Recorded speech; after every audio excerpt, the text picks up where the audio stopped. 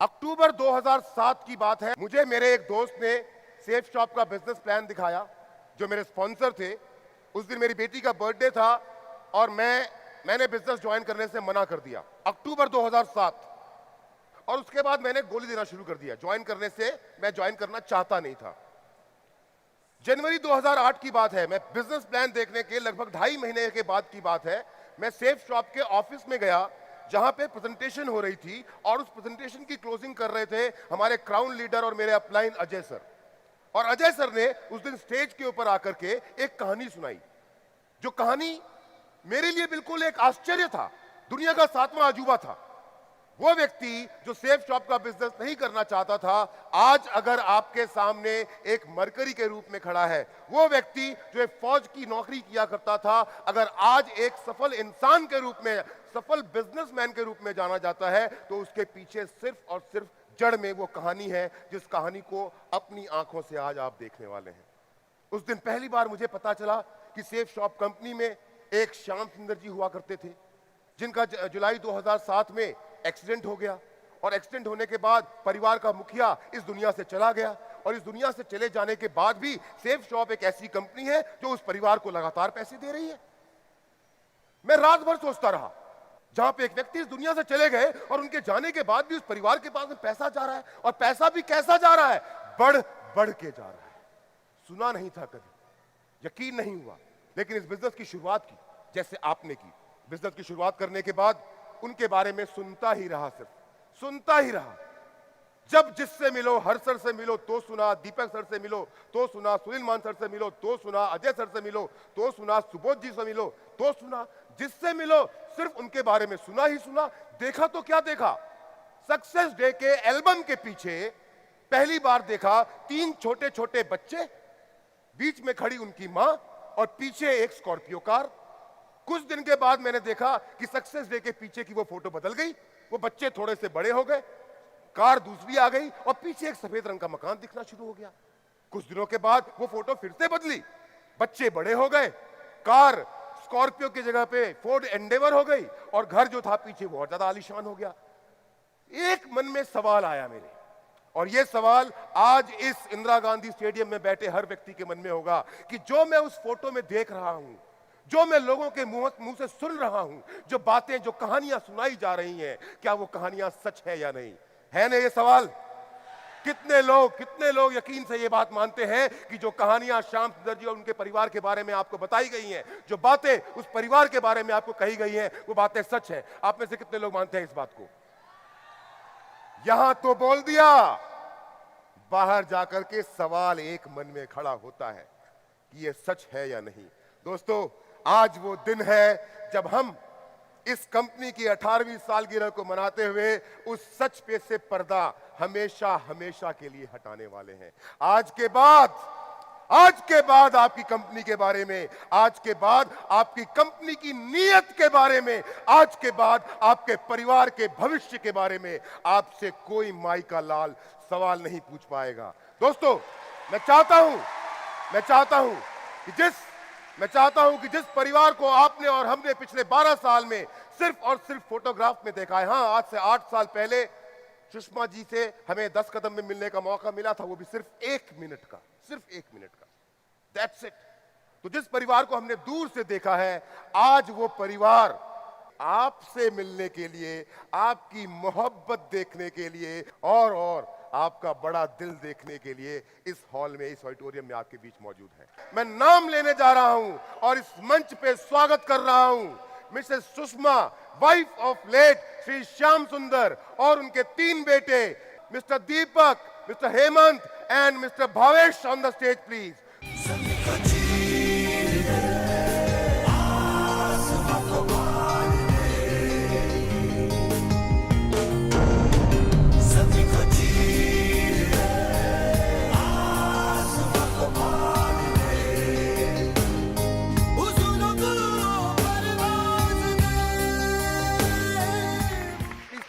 आइए बैठिए।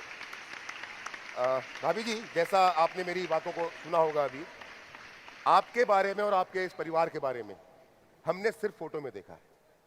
हम में से कोई भी आपसे कभी मिला नहीं। और श्याम सर की भी बात मैं अगर करूं तो श्याम सर की भी हमने सिर्फ कहानियां सुनी हैं। और खास करके मैं अगर अपनी बात करूं तो श्याम सर के डेथ के लगभग 7 से 8 महीने के बाद मैंने अपने बिजनेस की शुरुआत की थी, तो मुझे भी उनसे कभी मिलने का मौका नहीं मिला। एक्चुअली मैं अपने थ्रू बाकी सबसे को ये बताना चाहता हूँ और ये जानना चाहता हूँ कि सेफ शॉप आपकी ज़िंदगी में कैसे आया, और सेफ शॉप जब आपकी ज़िंदगी में आया तो उसके बाद क्या क्या बदलाव हुए, और फिर वो एक्सीडेंट, जिस एक्सीडेंट के बारे में हमने सिर्फ कहानियों में सुना है, उस एक्सीडेंट के बारे में अगर आप हमें कुछ बता सकें तो बहुत मेहरबानी होगी। हमारे तीनों बच्चे एक गांव में रहते थे। उस गांव में हमारे हस्बैंड जी कोचिंग पढ़ाते थे, वो साइकिल से पढ़ाते थे। ट्यूशन पढ़ाते ही वो अपना बिजनेस को ज्वाइन कर लिए थे, मुझे पता नहीं था। 1 साल हो गया, मुझे पता नहीं चला, और 1 रुपये का भी इनकम वो नहीं किए, और हम सुनते रहे। दूसरा साल जब हुआ तो हमारे घर में बातचीत चलने लगा कि अब कार मोटरसाइकिल आएगी। हम सुनते थे, बहुत खुशी होती थी कि क्या हमारे घर में मोटरसाइकिल आएगी। हमारे घर में मोटरसाइकिल आ गई। अच्छा, मतलब बिजनेस स्टार्ट होने के 1 साल के बाद मोटरसाइकिल आई? हाँ। अच्छा। फिर हमारे बच्चों को हमारे लिए वो कपड़ा नहीं था कि हम पहन सके, मगर कुछ दिन बाद हमारे बच्चों को हमको कपड़ा पहनने के लिए अच्छा मिलने लगा। कुछ दिन बाद बात चलने लगी हमारे घर में कि क्या कार आ जाती तो बहुत अच्छी होती। सुनते थे। तीसरी साल में हमारे घर में खुशी एक हुई कि कार की बातचीत चलने लगी। सुने, मगर कार भी आ गई। कौन सी कार थी पहली? छोटी कार। बेटा कार आ गई। मतलब पहले साल में कोई इनकम नहीं हुई, दूसरे साल में घर में मोटरसाइकिल आ गई, और तीसरे साल में कार भी आ गई। कार आ गई। बुरा मत मानिएगा, ये वही कार है जिस कार में श्याम सर का एक्सीडेंट हुआ था? हाँ, वही कार थी। अच्छा। हमारे पास जब कार आ गई तो मेरे खानदान में नहीं, पूरे मेरे मोहल्ले में वो कार नहीं थी, वो हमारे पास आ गई। हमको बहुत खुशी हुई। उनसे हम पूछ रहे हैं आप क्या करते हैं? वो बोले कि हम करते जो हैं, हम चलेंगे तुमको प्रोग्राम में लेकर, तब तुमको दिखाएंगे कि हम क्या करते हैं।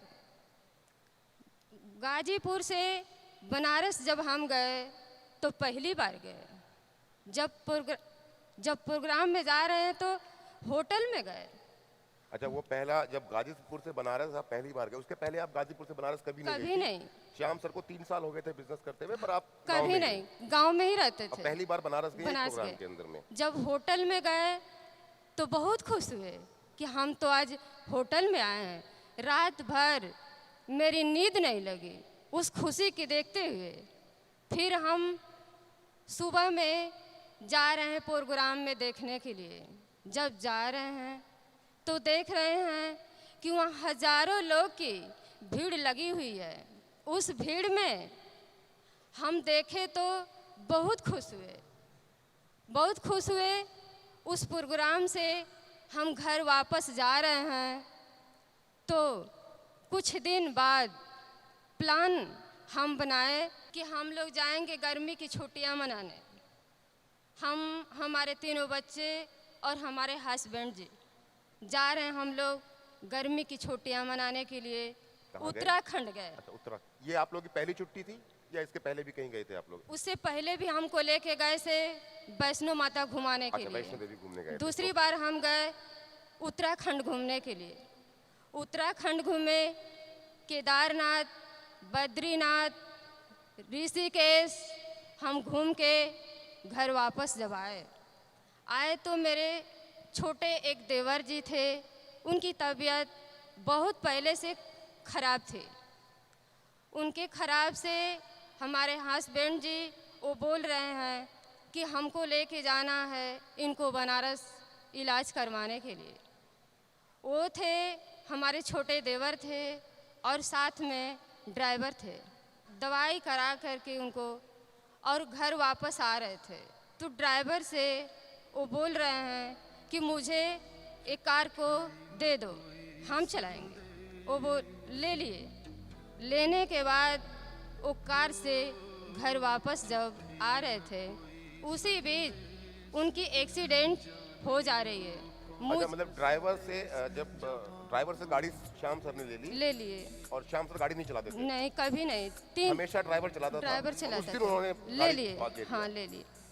जब एक्सीडेंट हो जा रहा है मुझे रात में पता नहीं चला, कुछ भी पता नहीं चला। सुबह में हम देखते हैं कि हमारे घर पे लोग कोई कार से कोई मोटरसाइकिल से सारे लोग की भीड़ लगी हुई है। हम घर से बाहर जा रहे हैं तो देख रहे हैं कि हो कर रहा है। पूछे कि आप क्यों आए हैं? वो बोल रहे हैं कि श्याम सर की कार से एक्सीडेंट हो गया है। हमको ये लगा कि उनको थोड़ा बहुत चोट लगा है, इसीलिए सारे लोग मिलने के लिए आए हैं। हम सुबह से लेकर शाम तक उनको इंतज़ार कर रहे हैं, लेकिन उनकी डेड बॉडी शाम को आई तो। अच्छा, मतलब एक दिन शाम को पहले उनकी डेथ हो चुकी थी एक्सीडेंट में और डेड बॉडी आपको खबर भी एक दिन के बाद? हाँ, हमको खबर पहले से नहीं मिला था। तो लोगों ने क्या कहा था आपसे? वो लोग बोले कि मतलब उनको एक्सीडेंट हो गया है, बस इतना ही पता था, मुझे और पता नहीं था। जब उनको शाम में हम देख रहे हैं, शाम में तो उनकी डेड बॉडी आई तो हमको लगा कि ये तो हमारे हस्बैंड जी की डेड बॉडी है। देखते हुए हम अचानक बेहोश हो जाते हैं। फिर कुछ बाद मेरी होश हो रही है तो देख रहे हैं कि हमारे घर पे हर सर, दीपक सर गए हैं।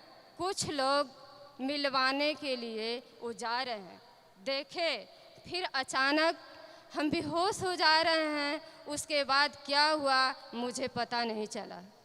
अच्छा, मतलब हर सर, दीपक सर तक दिल्ली में खबर पहुंच गई थी कि श्याम सर का एक्सीडेंट हो गया, पर आपको नहीं बताया गया था। हमको कुछ पता नहीं था। वो घर पे नहीं पहुंचे। नहीं। अच्छा भाभी जी, यहाँ पर एक बड़ा इंपॉर्टेंट सवाल मेरे दिमाग में आता है कि श्याम सर जब बिजनेस करते थे तो क्या आपके साथ बिजनेस को डिस्कस किया करते थे कि क्या कर रहा हूँ, कहाँ कहाँ पे काम चल रहा है, किस तरह का काम कर रहा हूँ? नहीं, हमको कुछ पता नहीं था। कुछ नहीं पता था।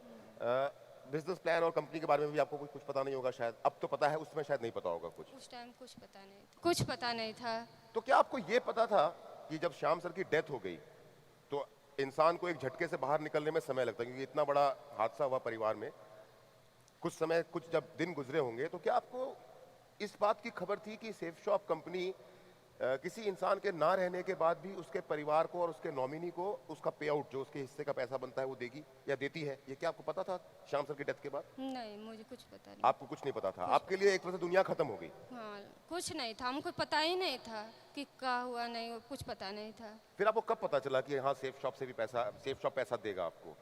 ये बात आपको कब मालूम चली?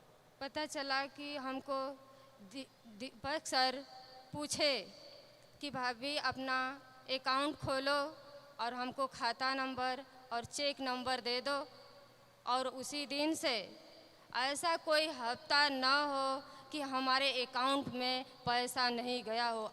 उस दिन से और आज तक।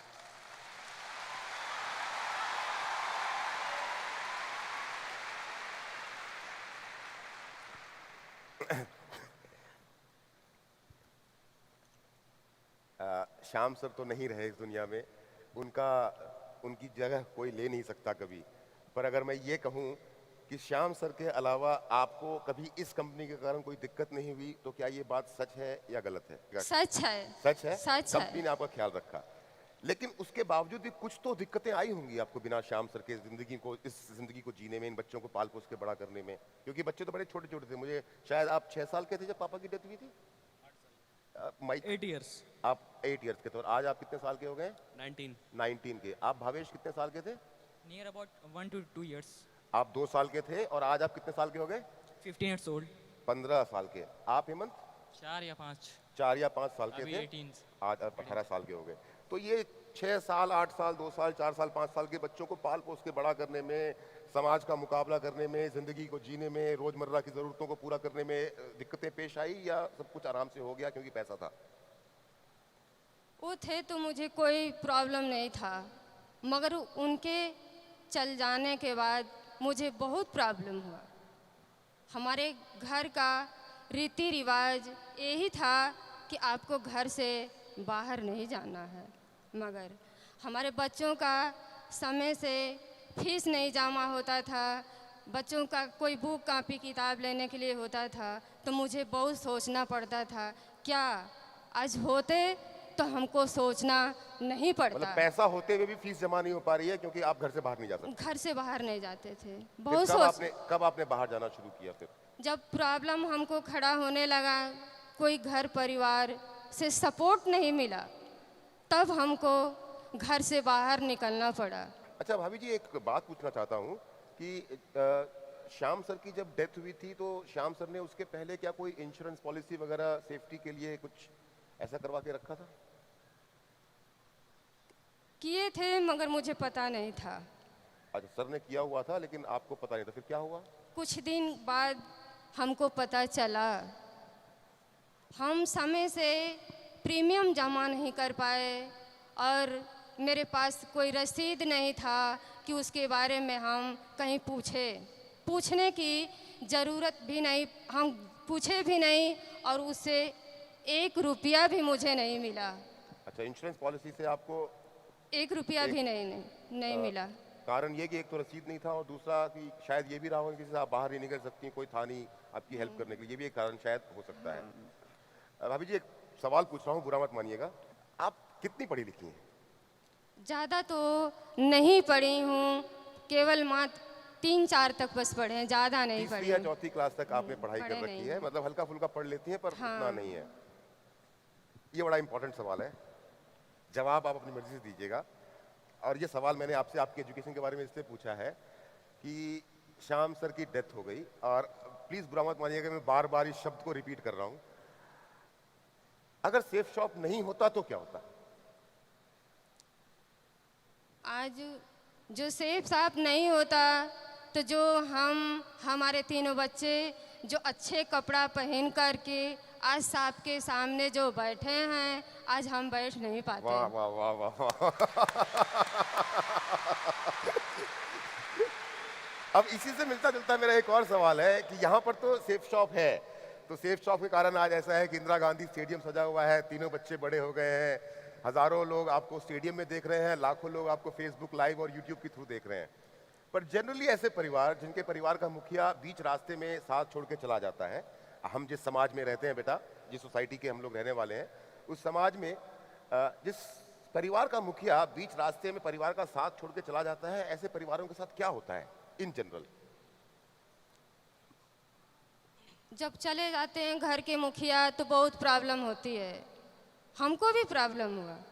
कुछ दिन जिनके घर के मुखिया नहीं रहते हैं तो अच्छे स्कूल में नहीं पढ़ पाते, उनकी सुविधाएं नहीं मिल पाती, मगर हमारे साथ ऐसा कुछ नहीं हुआ। सेफ साहब की बदौलत आज हमारे पास सब कुछ है। चलिए, आपने बच्चों की बात की, आपने, क्योंकि देखो एक बात तो यहाँ पर जो लोग यंग लोग हैं वो शायद बच्चों की इंपॉर्टेंस को ना समझ पाए, पर जिनके घरों में बच्चे हैं वो जानते हैं कि उनके माँ बाप जो भी काम करते हैं अपने बच्चों के लिए करते हैं। और अब मैं तीनों बच्चों से बात करने वाला हूं जो पहली बार आपके सामने अपनी ज़बान से कुछ बोलने वाले हैं। एक जोरदार तालियां इन तीनों बच्चों के लिए। सबसे बड़े बेटे हैं दीपक। सबसे पहले मैं चाहूंगा कि आप अपने बारे, क्योंकि मैंने आपको फोटो में ना यहाँ से यहाँ तक बढ़ते हुए देखा है, पहली बार रूबरू हम सब आपके साथ पहली बार हो रहे हैं, आप अपने बारे में कुछ बताएं। Myself Deepak Kumar and I'm the elder son of my father. Father के साथ साथ मैं घर का बड़ा लड़का हूँ और मैंने क्लास 12 बनारस तक कंप्लीट करी है और मैं करंटली से BBA कर रहा हूँ MIT पुणे से। कहाँ से? MIT पुणे। आप BBA कर रहे हैं MIT पुणे से। तो पुणे में आप क्या हॉस्टल में रहते हैं? नहीं, खुद की सोसाइटी ले रखी है अपार्टमेंट पीजी में? नहीं, अपार्टमेंट, अपना फ्लैट। अपार्टमेंट में, फ्लैट में रहते हैं आप?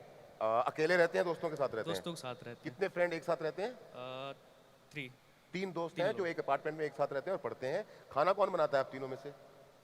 कुक हायर कर रखा हमने। अच्छा, आप खाना नहीं बनाते, कुक हायर करके रखा हुआ है आपने। So nice. हेमंत, आप अपने बारे में बताएं।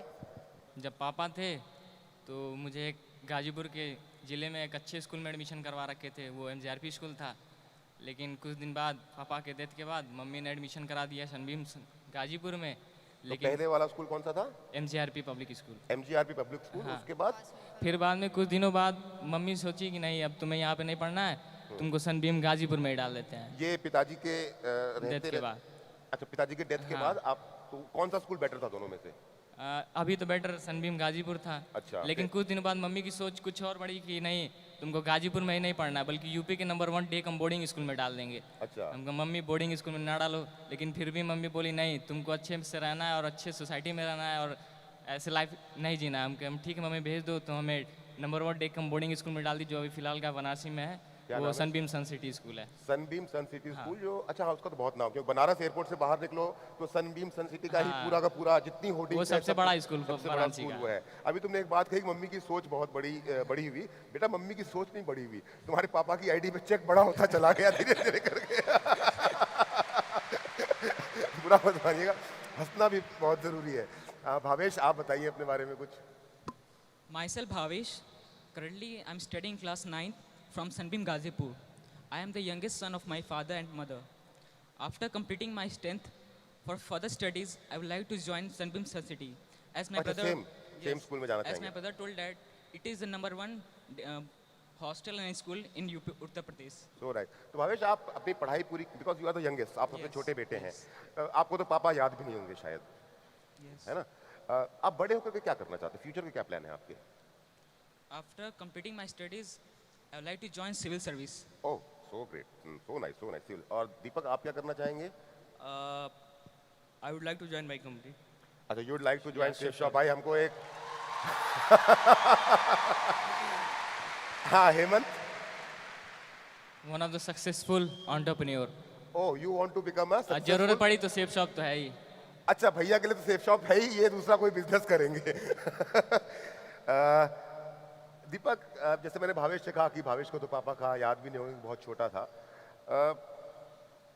तुम बड़े थे, 8 साल के आसपास के थे, क्योंकि हमने और यहाँ पे बैठे ज़्यादातर लोगों ने ना तुम्हारे पापा को देखा भी नहीं है, मिले भी नहीं है, सिर्फ सुना ही सुना है उनके बारे में। तुम्हारे मुंह से जानना चाहते हैं तुम्हारे पापा की कुछ यादें जो तुम्हें अब भी याद हो, जो तुम्हें अब भी थोड़ा सा। क्लास सेकेंड में था मैं तब। जैसा सभी जानते हैं कि जैसे एनुअल पेपर खत्म होता है उसके बाद स्कॉलरशिप या डिस्ट्रीब्यूशन प्राइज डिस्ट्रीब्यूशन होती है, उसमें सेरेमनी होती है। तो I got first rank in class second. अच्छा, तो पेरेंट्स को बुलाया गया, जिसमें फादर हमारे अटेंड हुए उसमें। तो उनको स्पीच देनी पड़ी मेरे बारे में और मतलब स्कूल के बारे में। तो मुझे प्राउड मोमेंट फील होता है उस टाइम। अच्छा, मतलब आपके स्कूल में आपके पापा को बुलाया और आपके पापा ने स्टेज से खड़े होकर के आपकी पढ़ाई की? हाँ, पढ़ाई की। ऑब्वियसली, मैं भी अगर वहाँ होता तो मैं भी बहुत प्राउड फील करता। बहुत प्राउडफुली। और एक और, जैसे मुझे टॉयज़ के कलेक्शन बहुत पसंद थे। हमें मुझे एक कार पसंद थी, बहुत एक्सपेंसिव थी उस टाइम की, 2000 की थी। कार मतलब खिलौने वाली कार या कुछ चलती वाली नहीं कार? नहीं नहीं, खिलौने वाली अच्छा, कार। खिलौने वाली कार। तो बहुत एक्सपेंसिव थी, तो बट मम्मी से बोला तुम्हें फादर से बोलो आप। मैंने पापा से बोली, वो जीत करके मैंने गाड़ी उन्होंने दिला दी मुझे। तो मेरे लिए बहुत सिंपल थे कि ताकि वो मुझे गाड़ी को आपने संभाल के रखा है पापा अभी भी की याद? रखी पड़ी है। अभी भी उस गाड़ी को अभी आपने भी पापा रखी की याद में संभाल के रखा हुआ है। सो nice of you, so nice. Hemant, तुम्हें कुछ याद है या बस हल्का फुल्का ही पापा का? हाँ, कुछ याद है। क्योंकि देखो, मैं पापा के बारे में बार बार इसलिए बोल रहा हूँ कि आज इस परिवार की जो पहचान है उसकी शुरुआत तो पापा से ही है ना, और जिंदगी भर बिल्कुल। पापा के नाम से ही रहेगी।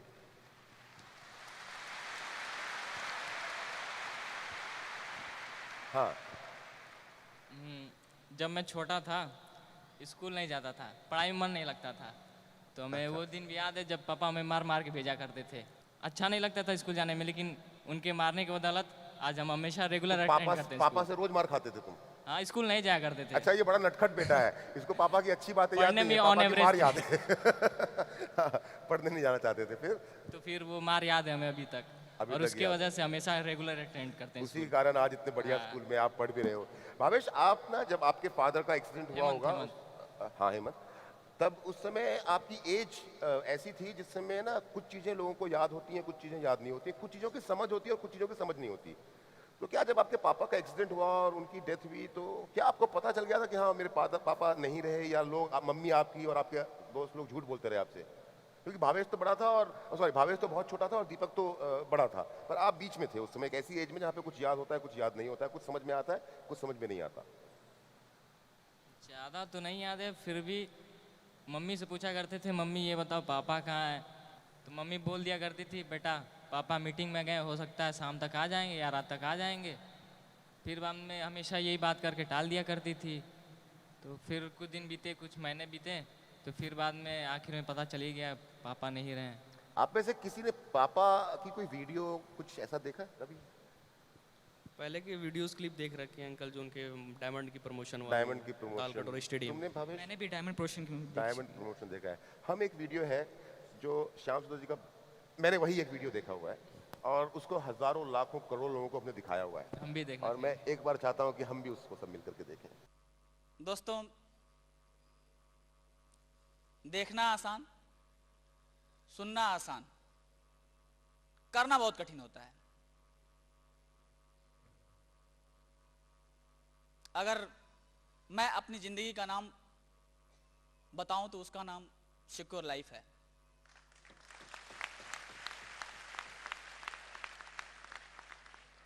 क्योंकि हमारे जीवन का आधार रोटी, कपड़ा और मकान, यही तीन होते हैं, और मेरे जीवन में यही तीनों मेरे पास नहीं थे।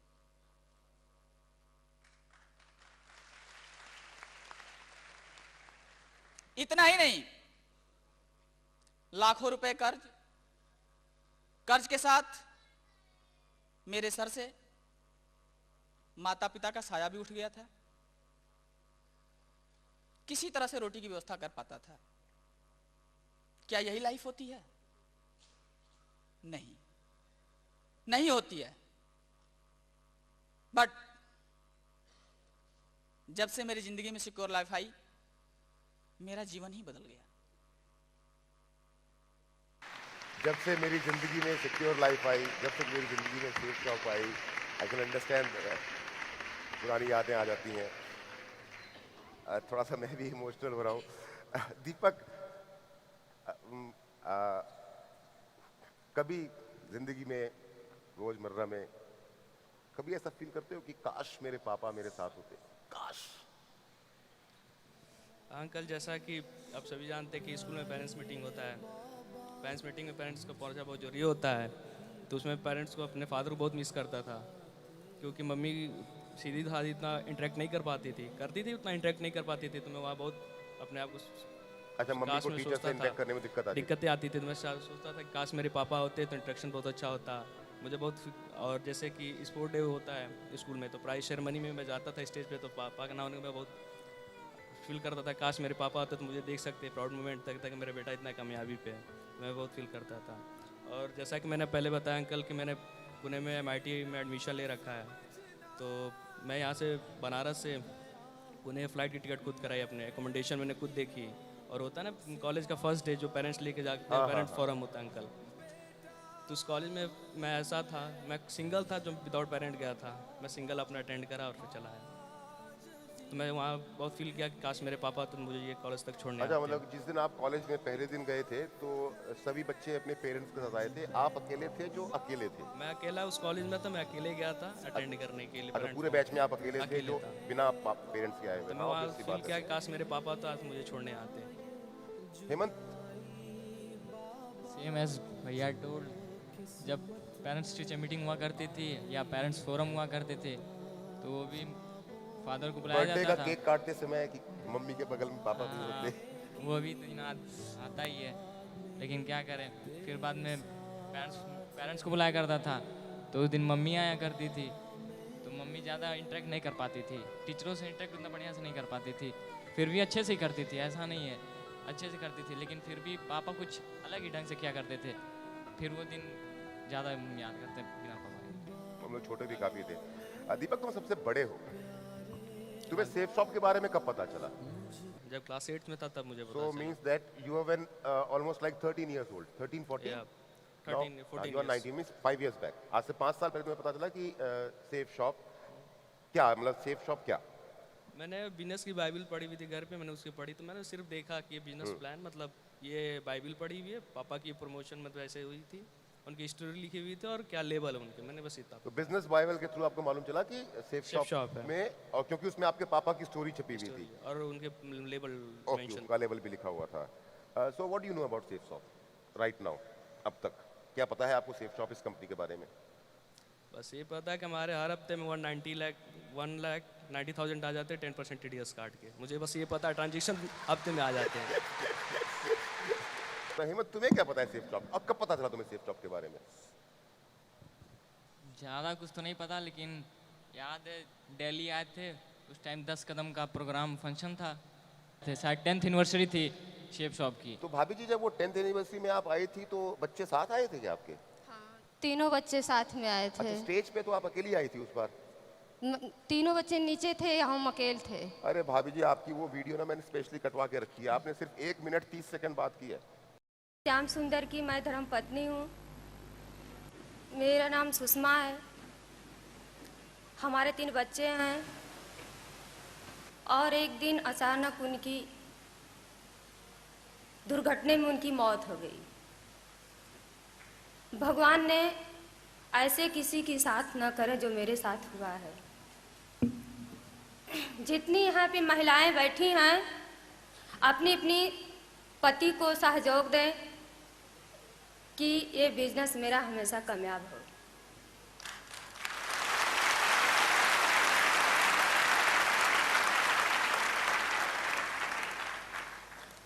एक अपने खुद की मकान बनवाई हूँ, एक मैं कार ली हूँ, एक अच्छे से स्कूल में बच्चों का नाम एडमिशन हुआ है, मेरे बच्चे अच्छे स्कूल में शहर में पढ़ भी रहे हैं। और दीपक सर का प्यार और हर सर का प्यार, डायरेक्टर का प्यार मुझे हमेशा मिलता है।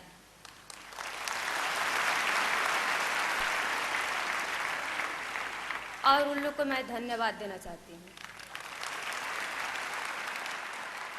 अब एक सवाल यही आपसे पूछता हूँ कि आपको सेफ शॉप के बारे में क्या पता है? 1,90,000 वाली बात तो हो गई, लेकिन आपको क्या पता है सेफ शॉप के बारे में? इससे पहले तो हमको कुछ नहीं पता था। उनको, हमारे हस्बैंड जी थे तो उनको पता था। कुछ दिन बाद हमको पता चला। अच्छा, क्या क्या जानती हैं आप सेफ शॉप के बारे में? कुछ नहीं। अच्छा, ये बड़ा अजीब सा जवाब हुआ। आपने कहा कुछ दिनों के बाद मुझे पता चला, और मैंने जब आपसे पूछा कि क्या जानती तो आपने बोला कुछ नहीं। अब एक सवाल और पूछता हूँ, सेफ शॉप में आप किन किन लोगों को जानती हैं?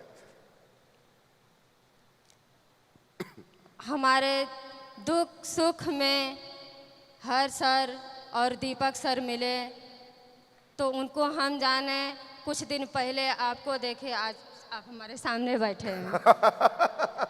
तो आप इतनी बड़ी कंपनी के अंदर में हर्ष सर, दीपक सर के अलावा, और हमारी मुलाकात तो इसी इंटरव्यू के लिए आज से 4 महीने पहले हुई थी कि आपको जब बताया गया था कि इंटरव्यू होगा। आप हर्ष सर, दीपक सर के अलावा किसी को नहीं जानते थे। हेमंत, आप किसी को जानते हो सेफ शॉप के अंदर में? अब ये मत बोलना आपको जानता हूँ, क्योंकि हम सामने बैठे हुए हैं। मेरे अलावा किसी को जानते हो? नहीं, सिर्फ दीपक अंकल और हर्ष अंकल। आप सिर्फ दीपक अंकल को जानते हो।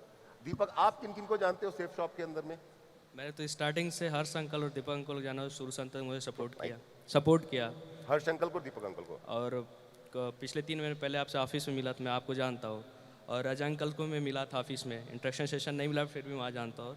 और मान अंकल को मैं जानता हूँ, ऑफिस में उनसे भी इंट्रैक्शन। अब मैं तुम्हारे उस सवाल पे आता हूँ, जो सवाल क्योंकि मुझे भाभी से भी पूछना था और दीपक से, हेमंत से भी पूछना था। बेटा, एक बहुत सिंपल सा सवाल है कि एक कंपनी है, जो कंपनी तुम्हारी फैमिली को हर सप्ताह पैसा दे रही है, क्या कभी जानने की कोशिश नहीं की कि वो कंपनी करती क्या है? 10,000 रुपए सप्ताह से, 17,000 रुपए सप्ताह से शुरू होकर के 2 लाख रुपए सप्ताह तक तुम्हारे पापा की आईडी पता है? पापा की आईडी पता है? हाँ, पता है। क्या? भोलू एंटी। भोलू किसका नाम है ये बताओ पहले। मेरा। अच्छा, पापा ने आईडी तुम्हारे नाम पे ली थी। So nice. चलो ये तो कम से कम पता है। तो क्या कभी ये जानने की कोशिश नहीं की कि एक ऐसी कंपनी जो पापा के ना रहने के बाद भी हमारे घर में इतना पैसा भेज रही है और हर सप्ताह भेज रही है, बिना नागा किए लगातार आ रहा है, कभी भी एक दिन डिले नहीं हुआ, तो मैं जानूं उस कंपनी के बारे में कि है क्या चीज़ ये। जनरली अंकल यंग एज में क्या होता है कि सब कुछ फैसिलिटीज पूरी हो जाती है तो इतना सोचने की जरूरत नहीं पड़ती है। क्या क्या क्या सब कुछ? सब कुछ इतनी फैसिलिटी मेरी पूरी होती रहती है तो मुझे यकीन नहीं अच्छा, जब सब कुछ मम्मी से पूरी हो जाती है इच्छाएं, तो बाकी और जानने की जरूरत ही क्या है। चलो फिर हम क्विज गेम खेलते हैं। ये बताओ हमारी कंपनी कौन कौन से प्रोडक्ट प्रमोट करती है? कोई भी जवाब दे सकता है। हमारी कंपनी के प्रोडक्ट बताओ। कुछ नहीं पता मैं है। भी नहीं पता। है जी, कुछ नहीं। अच्छा हमारी कंपनी में कितने नेटवर्क होते हैं, कितने लेग होते हैं? Left and right leg. अच्छा, ये मालूम है हाँ, कि ये पता है। लेफ्ट एंड राइट होते हैं। ये पता है कि आईडी रिन्यू होती है भाभी जी? पहले तो वो थे तो रिन्यूअल कराते थे, हमको पता नहीं नहीं, तो था। जब पहले श्याम सर थे तब तो आपको कुछ पता होने की जरूरत भी नहीं थी ना। श्याम सर के बाद आपको ये मालूम है कि आईडी रिन्यू होती है। हर साल 590 रुपए लगते हैं आईडी हाँ। रिन्यू करवाने में। हम जब फोन कर देते हैं तो दीपक सर रिन्यूअल करा देते हैं। आज तक आपने आईडी भी रिन्यू नहीं कर रिन्यूअल पाया। नहीं करवाते हैं। अच्छा, पापा की टीम साइज मालूम है? नहीं। मैंने बाइबल पढ़ी 17,000 की, जब वो जो बाइबल बिजनेस बुक में आपने पढ़ा था, कितना? 17,000। 17,000 के बाद क्या पापा की टीम बढ़ी नहीं? पता नहीं। पता नहीं। भाई श्याम सर की टीम के जितने भी एसोसिएट यहाँ पर हैं, सब खड़े हो जाओ अपनी जगह पे। ये है बेटा तुम्हारे पापा की टीम। ये है वो टीम जो तुम्हारे पापा पीछे छोड़ करके गए थे। एक बार चिल्ला के बताना। आवाज वहां तक पहुंचानी है, जोर से। सो nice of you, thank you. बैठ जाइए। जब बेटा आपके पापा की डेथ हुई थी ना, तो आपके पापा अपने पीछे 17,000 लोगों का एक नेटवर्क छोड़ के गए थे। जो 17,000 लोगों का नेटवर्क आज बढ़ते बढ़ते 4.5 लाख से ज्यादा का हो गया है।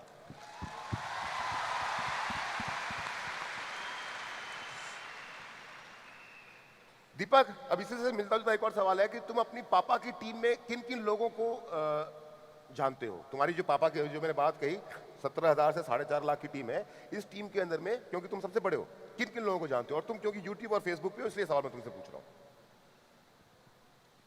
प्रदीप मिश्रा। प्रदीप मिश्रा अंकल को जानते हो? जानता हूँ। कैसे जानते हो प्रदीप मिश्रा अंकल को? मेरी मरकरी की प्रमोशन थी वाराणसी में, उन्होंने पिकअप करने के लिए होटल आए हुए थे। पूरा शुरू से बताओ। वाराणसी में प्रमोशन थी, मरकरी प्रमोशन अपनी अच्छा, थी।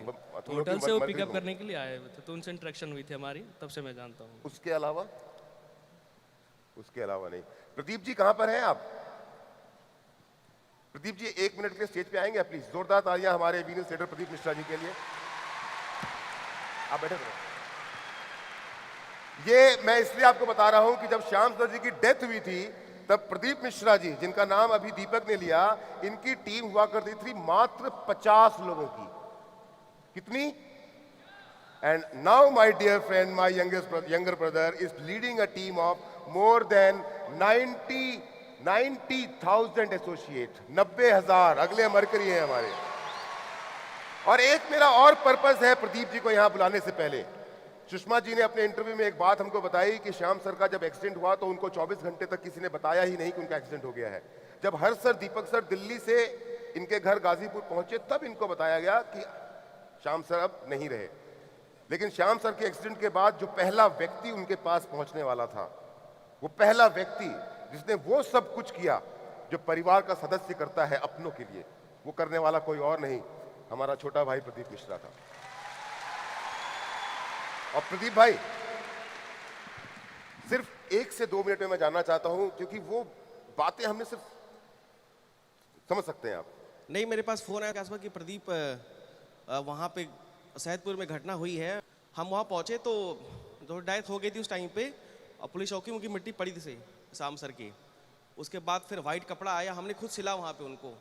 फिर वहाँ से हम लोग गए गाजीपुर में, पोस्टमार्टम हुआ। फिर घर पे गए, भाभी जी को देखा मैंने आपको, घर पे गए हम लोग। वहाँ से घाट गए, वहाँ पे हर्ष सर आए, दोस्तों दीपक सर आए।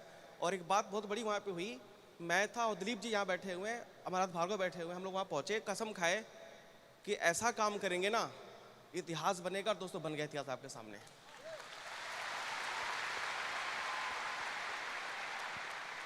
और अभी तो बहुत कुछ करना बाकी है फ्रेंड्स, अभी तो बहुत कुछ करना बाकी है। Thank you Pradeep ji, so nice of you, thank you. Shyam ji की डेथ के बाद आपने जो कसम खाई है उस कसम को मरते दम तक निभाएंगे हम।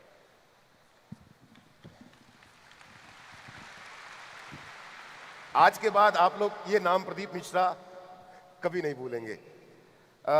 मेरा अगला सवाल है भाभी जी।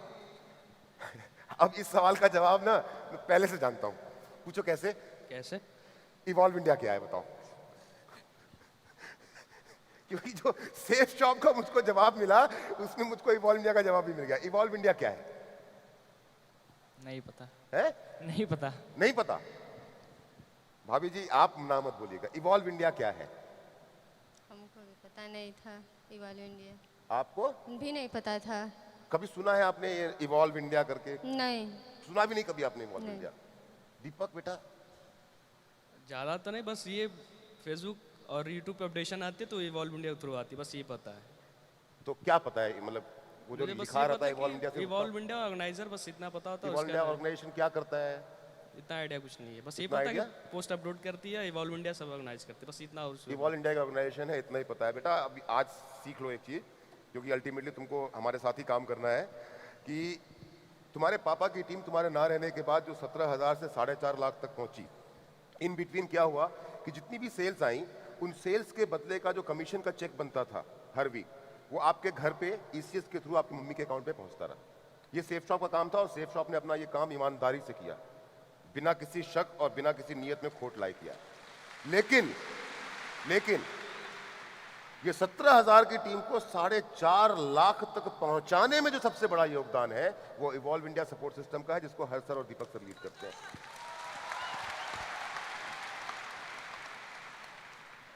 भाभी जी आपकी श्याम सर का जब एक्सीडेंट हुआ था तो उसके पहले शादी के कितने साल हो चुके थे?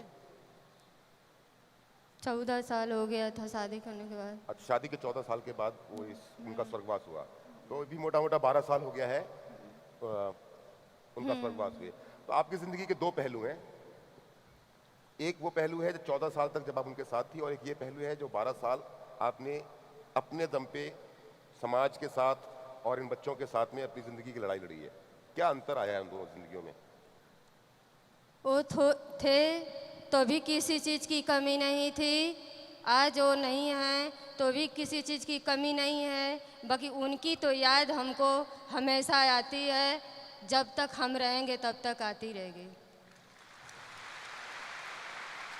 दीपक, मुझे ना ऐसा लग रहा है कि ये सवाल मैंने ये सवाल ना शुरुआत में मम्मी से पूछा था, जब हमने मम्मी की पढ़ाई की और उसकी बातें की थी, मुझे लगता है ये क्वेश्चन तुमसे भी मुझे करना चाहिए। बेटा बड़ा सोच समझ के जवाब देना मुझको, and you can take your time. तुमने इतनी सारी बातें सुनी, अगर सेफ शॉप नहीं होता बेटा, क्योंकि तुमने जब इंट्रोड्यूस किया अपने आप को तो तुमने बताया, मुझे हेमंत ने बताया, भावेश ने बताया अपने स्कूल के बारे में, you are studying in top school, top colleges, flat में रह रहे हो, खाना जो है कुक आके बना के जाता है, कोई दिक्कत नहीं जिंदगी में। अगर सेफ शॉप नहीं होता तो?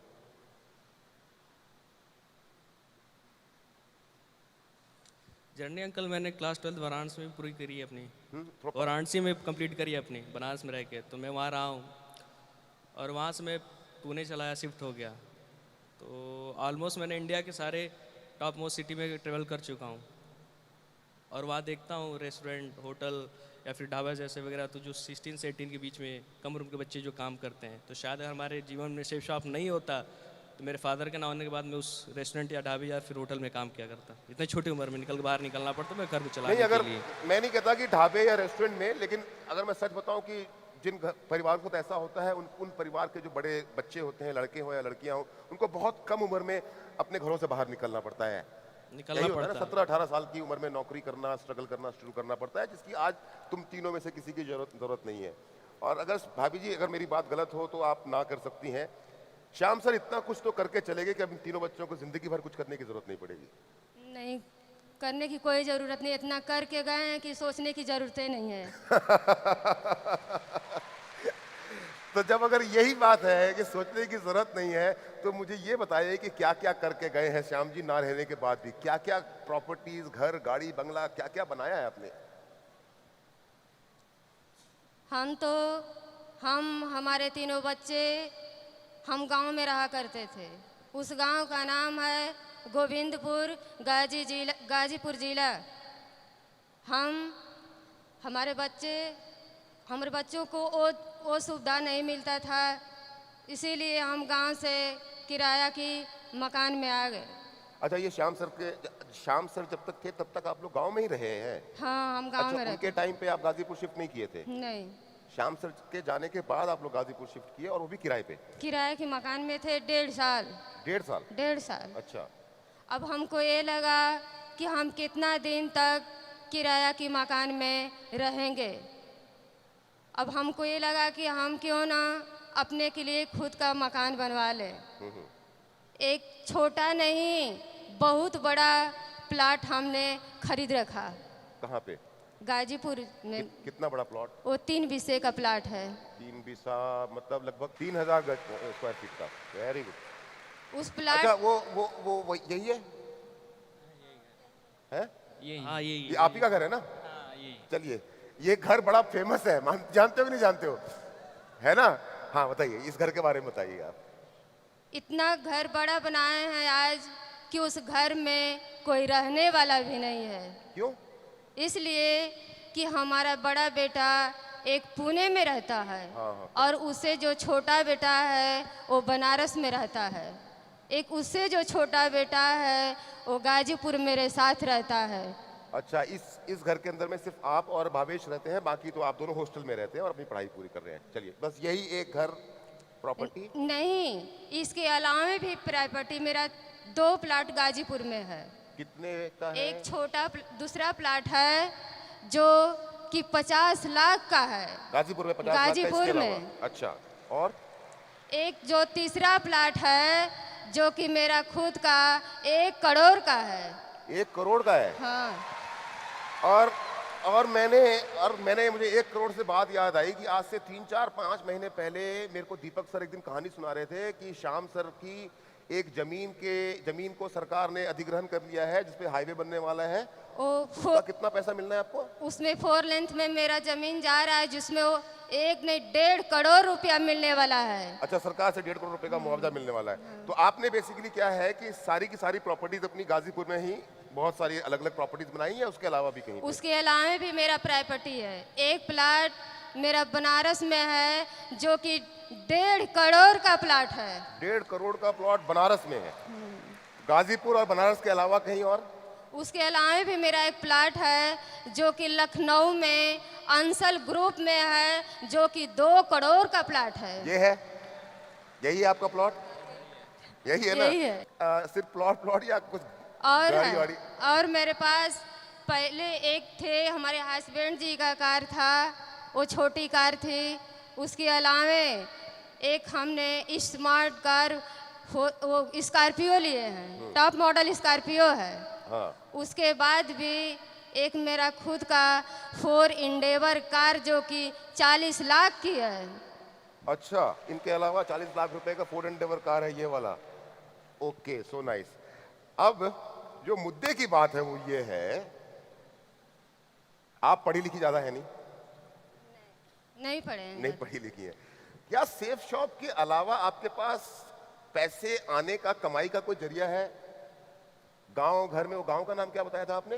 गोविंदपुर। गोविंदपुर में जमीन बेच के आपने ये सब कुछ खरीदा? नहीं, तो ये पैसा आया कहां से? ये पैसा हमारा सेठ साहब की बदौलत सारा पैसा मानता है। ही नहीं, मैं कोई नहीं मानता। नहीं, सेठ साहब की मैं- बदौलत है। मुझसे लोग ये सवाल पूछते हैं कि सेफ शॉप तो पैसा देता ही नहीं है। अंकल वेट एक बात बताता हूँ। जब फादर नहीं थे तो हम लोग काफ़ी छोटे थे, और अभी भी छोटे ही हैं, अभी भी पढ़ाई ही करते हैं। उस टाइम काफ़ी छोटे थे, तो फादर ही जो थे वो सोर्स ऑफ इनकम थे, और उनके ना रहने के बाद वो सेफ शॉप थी, और उसी के बदौलत सब चीज़ दिख रहा बेटा, मैं ये सवाल ना बार बार इसलिए पूछा क्योंकि लोग भी अक्सर ये सवाल बार बार पूछते हैं, क्या सेफ शॉप सच में आपको पैसा देता है? और शेफ शॉप नहीं होता तो आज हमारा वजूद नहीं होता, आज मैं यहाँ बैठा नहीं होता, आपके सामने मैं स्पीच नहीं दे पाता। बुरा मत मानिएगा मेरी बात का, मैं यही जवाब आपसे एक्सपेक्ट कर रहा था, क्योंकि यही सवाल लोग हमसे पूछते नहीं हैं। नहीं, लोग कोई कंफ्यूजन ना रखे, आज जो भी है तो शेफ शॉप की बदौलत है यहाँ पे। दीपक, अभी हमने मम्मी ने वो कार की बात बताई, मुझे मालूम है कि ये फोर्ड एंडेवर कार तुमने अपने बर्थडे पे एक फैमिली गिफ्ट के रूप में खरीदी व्हेन यू टर्न्ड 18, जब तुम 18 साल के हुए, so you decided that now you can drive, legally drive, so you purchase this car, is it right? या इज राइट। ये कार कितने की है बेटा? 40 लाख। 18 साल की 18वीं बर्थडे पे, अपने 18th बर्थडे पे एक लड़का अपने आप को खुद फैमिली के साथ डिस्कस करके एक कार गिफ्ट करता है जिसकी कीमत कितनी है बेटा, फिर से बोलना? 40 लाख। 14 या 40? 40 40 लाख। 40 लाख रुपए की कार खुद को गिफ्ट करता है। ना तालीस पे मत बजाओ, तालीस पे मत बजाओ। मुझे दीपक सर के थ्रू पता चला है कि इस कार को खरीदने के पीछे एक बड़ी इंटरेस्टिंग सी कहानी है, याद है कुछ? कौन सी स्टोरी है? जब तुम ये कार खरीदने के लिए जा रहे थे तो कुछ लोन वोन रिजेक्ट हो गया था? लोन मिलना मना कर दिया था ना किसी ने? रिजेक्ट हो गया था। है? अगर तुम्हें बुरा ना लगे तो क्या वो कहानी सुनाना चाहोगे? बिल्कुल बिल्कुल। अच्छा, एक्चुअली वो अंकल की हमें लेनी थी मर्सिडीज बेंच। थोड़ा माइक में पास में। मर्सिडीज बेंच लेनी थी अपने को, बट गाजीपुर के वैसे रोड कंजेशन नहीं थी, इसलिए हमने एसयूवी ट्राई करी। तो अपने मतलब बातचीत करी हम लोगों ने, तो हमने सोचा फोर्ड इंडेवर ले लेते हैं, वो अपने लिए कंफर्टेबल पड़ी। तो हमारी थिंकिंग ये थी कि 20 लाख कैश दे देते हैं, 20 लाख लोन ले लेते हैं। तो हमने 50,000 दे के एजेंसी में मैंने गाड़ी बुक कर दी। अच्छा, 20 लाख रुपए आपको डाउन पेमेंट करना था, 20 लाख का लोन था, 50,000 रुपए आपने एडवांस पे करके बुकिंग कर गाड़ी बुक करवा ली। ओके। और 2-3 दिन बाद पता चलता है कि मेरा लोन रिजेक्ट हो गया है। अच्छा, लोन रिजेक्ट हो गया, 20 लाख का लोन 20 लाख रिजेक्ट हो गया। तो ये पता करने के लिए मैं एजेंसी शोरूम में जाता हूँ, तो मैं सेल्स मैनेजर से मिलता हूँ। तो बोलता है सर आपका मतलब कैंसिल हो गया, आप जीएम सर से बात करो, जनरल मैनेजर जो आपके। तो मैं कैबिन में जाता हूँ, बैठता हूँ, बात करता हूँ। तो कहता है, तो मैं उसको अपनी ट्रांजेक्शन दिखाता हूँ, आरटीआर दिखाता हूँ, आरटीजी जितने भी रहते हैं और बैंक स्टेटमेंट, उनको तो सारी रिजेक्ट चीज़। क्यों किया? मतलब ये पहले कागज नहीं दिए थे आपने? सब कुछ था अवेलेबल, सब कुछ मैंने सबमिट सारे पेपर दिए थे आपने, आईटीआर वाईटीआर सब दिया था? सब कुछ मैंने उनको सब कुछ दिखाया। तो उनका बस यही कहना था कि दिख तो सब रहा है बट बिलीव नहीं हो रहा है। मतलब कह रहे कितने बड़े ट्रांजेक्शन सब कुछ हो रहे हैं, बैंक अकाउंट सब कुछ आपके क्लियर है, स्टेटमेंट सब कुछ, मुझे बिलीव नहीं हो रहा है कि ऐसे भी ट्रांजेक्शन आपके अकाउंट में आ सकते हैं। अच्छा, फिर? तब मैंने उनको समझाने की कोशिश करी कि हमारे फादर 18 ईयर्स बैक मतलब उन्होंने ये कंपनी ज्वाइन करी। क्या फादर? मतलब 18 ईयर्स बैक उन्होंने पहले पापा ने 18 साल पहले कंपनी ज्वाइन करी है, काम स्टार्ट किया। और इसके बाद मतलब ऐसे ही आता है ट्रांजेक्शन। तो कह रहा है कि पिताजी को गए 12 साल हो गए, तो मेंशन नहीं है। तो मैंने बताया कि मम्मी मतलब फर्दर वर्क करते हैं, उनके नाम पे आता है। कि अच्छा चलिए ठीक है। तो फिर भी उनका एक ही जवाब था कि दिख तो सब रहा है बट बिलीव नहीं हो रहा है। फिर तो क्या हुआ? घंटों प्रयास करने के बाद मैंने दीपक अंकल को फ़ोन किया कि दीपक अंकल ऐसी सी बात है। तो उन्होंने कहा अच्छा ठीक बेटा, फ़ोन तो मैं उनको समझाता हूँ। तो अंकल ने भी घंटों प्रयास करी, कहा कि देखिए फिर दीपक सर ने किसको, जीएम को समझाने की कोशिश करी। तो उन्होंने भी अंकल ने समझाया कि देखिए इनके फादर थे, ऐसा ऐसा किया इन्होंने, फिर इनको आप पेपर्स देख लो सब कुछ। बट वो उनका सब देखी था, दिख तो सब रहा है, सब कुछ है यहाँ पे, लेकिन मुझे बिलीव नहीं हो रहा कि ऐसे भी ट्रांजेक्शन आ सकते हैं या फिर ऐसे भी पैसा आपको हर हफ्ते आ सकते हैं। तो अंत में मैंने ये डिसाइड किया कि अब रहने तो यहाँ छोड़ो, और 2 महीने बाद आएंगे और 40 लाख रुपए दे के कैश लेके गाड़ी उठा के। हाल ही यही बात हुई कि मैंने अपने बर्थडे के दिन मैंने 40 लाख रुपए दे के वो गाड़ी लेके आया। फिर उसके बाद हमें 40 लाख रुपए कैश दिया और गाड़ी लेके आई, ले करके आ गए। दिख तो रहा है पर बिलीव नहीं हो रहा है। दिख तो रहा है पर बिलीव नहीं हो रहा है। और अब इससे मिलता जुलता एक और सवाल पूछना चाहता हूँ बेटा तुमसे मैं। देखो, तुम्हारे फादर एक बिजनेस स्टार्ट करके गए, इवॉल्व मीडिया सपोर्ट सिस्टम और सेफ शॉप कंपनी ने उस नेटवर्क को लगातार आगे बढ़ाया। तुम्हारे पास लाखों करोड़ों रुपए आए तुम्हारे परिवार के पास में, और वो लगातार आता ही रहेगा। 18th बर्थडे पे तुमने अपने ही लिए अपनी फैमिली के लिए एक कार गिफ्ट के रूप में परचेस की जिसकी कीमत 40 लाख रुपए। बेटा, कोई तुम्हारे दोस्त यार जान पहचान में कोई ऐसा तुम्हारा फ्रेंड है जिनकी फैमिली में उनके फादर के साथ कोई एक्सीडेंट हो गया हो और वो भी उनके फादर भी ना हो? तुम्हारा कोई फ्रेंड ऐसा तुम्हारी क्लासमेट क्लास 9 का था, वो मेरा क्लासमेट हुआ करता था। क्या 10th क्लास में? क्लास 9th में। क्लास 9th में तुम्हारा क्लासमेट था। हाँ। उसके फादर की भी डेथ हो गई। क्या करते थे उसके पापा? उनके फादर का मिल चला करता था, जो मिल हुआ करती है, उनके फादर का फैक्ट्री था। अच्छा, और फिर क्या हुआ जब उनके फादर की डेथ हो गई?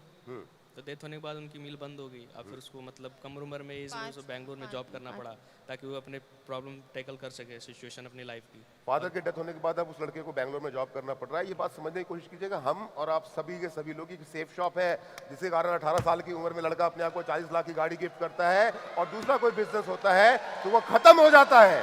ये सेफ शॉप है।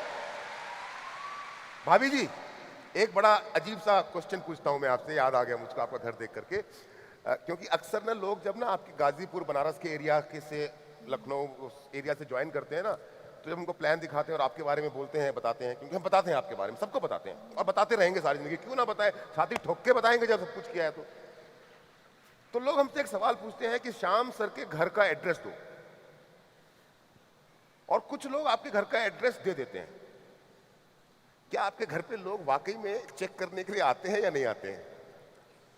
हमारे घर पे एक दो लोग नहीं, हजारों लोग जाते हैं। अच्छा, वाकई में आते हैं? हाँ, जाते हैं तो मेरे पास पड़ोसियों से पूछते हैं क्या ये स्वर्गीय श्री श्याम सुंदर जी का घर और सुषमा जी का घर यही है? मेरे पास पड़ोसी बताते हैं कि हाँ यही है। वो मेरे मकान का फ़ोटो खींच के लेके चले जाते हैं। मेरे पास पड़ोसी हमसे मिलते हैं तो कहते हैं कि श्याम सुंदर जी को और सुषमा जी को पूछते हैं। मुझे सुनते हैं बहुत खुशी होती है कि क्या फ़ोटो खींच के मकान के ले गए हैं। अच्छा, फोटो खींच के मकान के ले जाते हैं। अंकल अंकल हाँ। ये बात की इंसिडेंट बताता हाँ, हूँ, बताओ बेटा। काफ़ी मज़ेदार है। एक दिन क्या हुआ, माइक से। हम काफ़ी छोटे थे तो अपने कॉलोनी में एक स्पेस था, ठीक है, खाली जगह हुई पड़ी हुई थी, फील्ड थी, तो वहाँ पे हम लोग क्रिकेट खेल रहे थे। अच्छा, क्रिकेट खेलते वक्त एक बंदा आता है, कहता है बाबू इधर सुनो। हम कहे हाँ भैया बताओ। तो कहता है ये बताओ कि लेट में से श्याम सुंदर और सुषमा जी का घर कौन सा है? मैं कहा, यार ये तो अपने ही घर की बात कर रहा है। अच्छा, तुम्ही से आकर के हम तुम्हारे ही घर से का पूछते हैं। अच्छा, तो हम कहे क्या बताएं? हम कहे भैया वो सामने जो वाइट बिल्डिंग दिख रही है ना, वहीं पे आप चले जाओ। तो तुमने बताया नहीं कि मैं उनका बेटा हूँ? नहीं, हम बता देते तो हमारे साथ लगते फोटो क्लिक करने। हम कहे नहीं भैया जाओ। तो तुमने उनको बताया नहीं अपने नहीं घर की बताया तरफ? और हम अपना खेलने लगे। सो नाइस, सो नाइस। तुम्हारे दोस्त कॉलेज में पूछते हैं क्या करते हो, तुम्हारे पापा क्या करते हैं, तुम क्या करते हो, तुम्हारी मम्मी क्या करती हैं? सिंपली उनका ये क्वेश्चन रहता है, क्योंकि मैं महीने में 2 बार ट्रैवल करता हूँ, या तो अपने घर से या फिर ऐसे कहीं जाता हूँ, तो उनका ये कहना होता है कि ऐसा तू कौन सा फादर तुम्हारे काम के घर गए, तू फ्लाइट की टिकट इंस्टेंट बुक करता हो, इंस्टेंट तू चला जाता है। तो मैं कहता हूँ कि देख भाई ऐसी मतलब कंपनी है, MLM जॉब करते हैं फादर के, नेटवर्किंग बिजनेस, तो कहते हैं फेक मत, या तो तू रईसी खानदानी होगा या तो पिताजी तुम्हारे कोई नेता वेता होंगे। अच्छा, या तो तुम खानदानी रईस हो या पिताजी नेता है, 2 नंबर का पैसा पड़ा हुआ है सारा। क्यों कहता है तू महीने में 2 बार फ्लाइट्स अप डाउन करता हो, तो इंस्टेंट टिकट बुक करता और कहीं जाता। और अंकल ये बता दूं आपको कि लगभग 5 महीने मैंने 1,22,000 की मैंने ट्रेवल कर चुका हूँ सिर्फ फ्लाइट से। जब से तुमने कॉलेज ज्वाइन किया है तब से लेकर के अब तक 1,22,000 की 1 लाख? ट्रैवलिंग कर चुका हूँ फ्लाइट से अप एंड डाउन, या तो मैं लखनऊ, बनारस या बैंगलोर आता रहता हूँ घूमने के लिए, तो मेरा इतना अच्छा। एक्सपेंस हो गया। और इतना ही अंकल मैं सेल्फ कॉन्फिडेंट रहता हूँ अपने ड्राइविंग पे, तो मैं जूम कार से लगभग 82,000 की एक्सपेंसिव ड्राइव कर चुका हूँ। तो टैक्सी नहीं सेल्फ ड्राइविंग करके निकलता हूँ, कहीं भी जाता हूँ तो मैं जूम कार बुक करता हूँ और सेल्फ ड्राइव करके कहीं भी जाता जाता टैक्सी हूँ। नहीं करते बुक? नहीं, मैं सेल्फ कॉन्फिडेंस अच्छा, अपने खुद ऊपर ही चलाना गाड़ी को पसंद करते हो? पसंद करता हूँ। वाह बेटा वाह, जिंदगी हो तो ऐसी। काश हमारे पिताजी भी सेफ शॉप किया करते।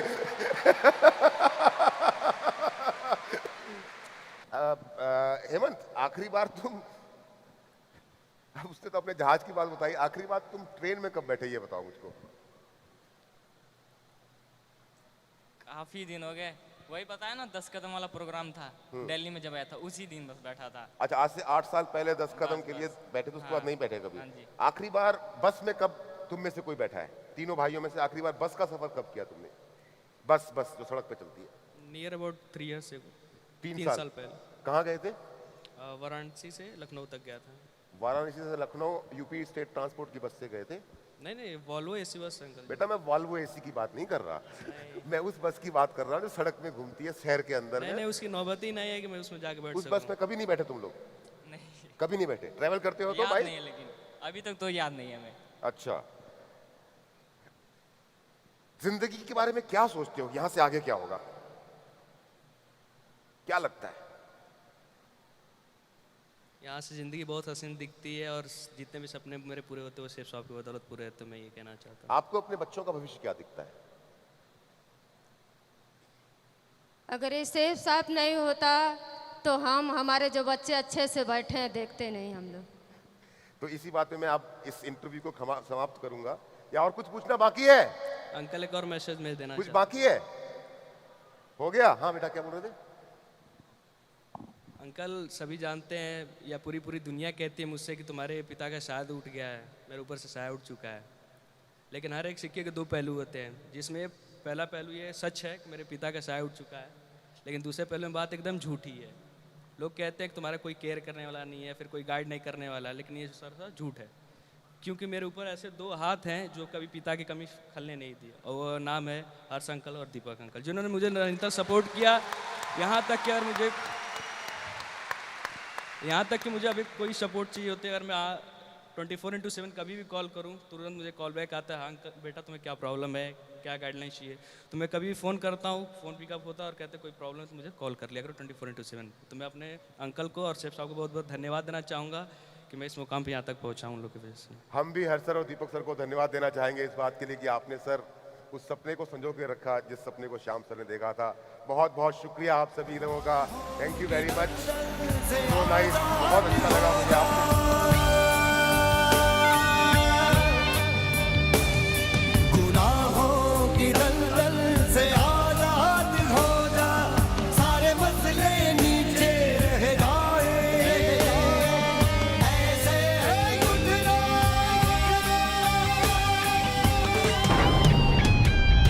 खुदी को कर बुलंद इतना, खुदी को कर बुलंद इतना, खुदी को कर बुलंद इतना, खुदी को कर बुलंद इतना, खुदी को कर बुलंद इतना।